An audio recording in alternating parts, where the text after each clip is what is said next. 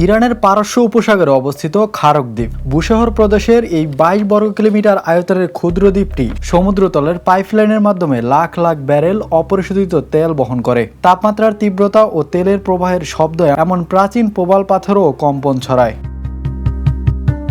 খারকের সৌন্দর্য ও গুরুত্ব একে সাহিত্যিক জালাল আল-আহমেদের কাছে পারস্য উপসাগরের নিঃসঙ্গ মুক্তা বানিয়েছিল। তবে সাধারণ ইরানিরা এই দ্বীপে প্রবেশ করতে পারে না। ইসলামী বিপ্লবী গার্ড কোর্স অর্থাৎ IRGC এর কঠোর পাহারার কারণে এটি নিষিদ্ধ দ্বীপ হিসেবে পরিচিত। শুধুমাত্র বিশেষ অনুমোদনপ্রাপ্ত ব্যক্তি সেখানে যেতে পারেন।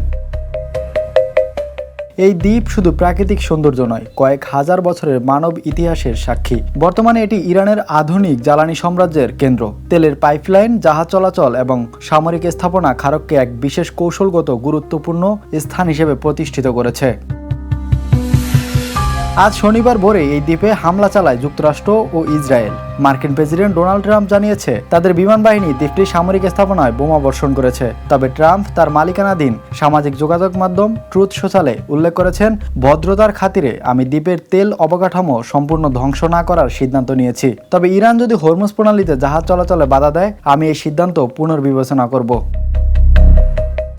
খারক দ্বীপের এই হামলা পারস্য উপসাগরের নিরাপত্তা, তেলের সরবরাহ ও আন্তর্জাতিক জলপথের উপর সরাসরি প্রভাব ফেলতে পারে। পরিস্থিতি কঠিন এবং বিশ্ব সম্প্রদায়ও সতর্ক নজর রাখছে।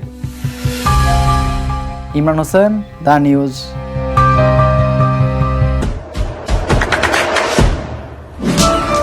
দেশে দেশে সবার সাথে দ্য নিউজ।